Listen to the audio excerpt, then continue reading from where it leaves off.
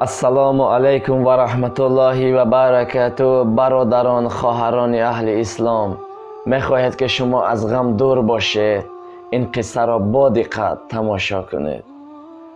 دوره های حضرت عمر رضی الله عنه بود. حضرت عمر رضی الله عنه به یک مجلسی که داخل میشد، در آنجا گریه و ماتم است و حضرت عمر رضی الله عنه خنده می کرد.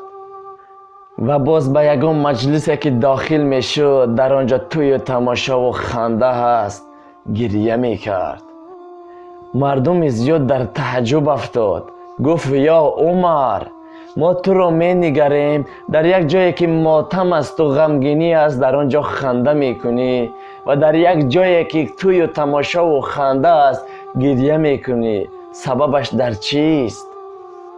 حضرت عمر رضی الله عنه همه آنها را به نزدش فریاد کرد و گفت میخواهید که سببش را به شما بگویم؟ مردم گفت بله، ما میخواهیم سبب این را بدانیم. گفت به دست من بنگرید. در دستش یک چله داشت.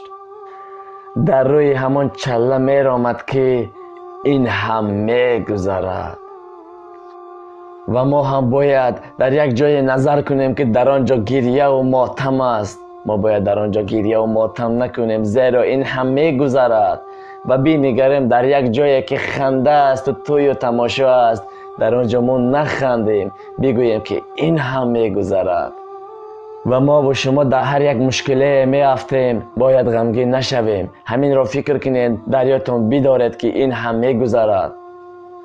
مخند اینجا که میجگانی تو گریان است در فردا، اگر ریزی در اینجا اشک خندان است در فردا.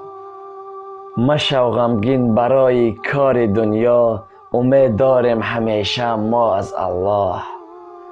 این غم و شادی همش گذرنده است، ما همیشه باید در راه حق باشیم، به یاد الله باشیم.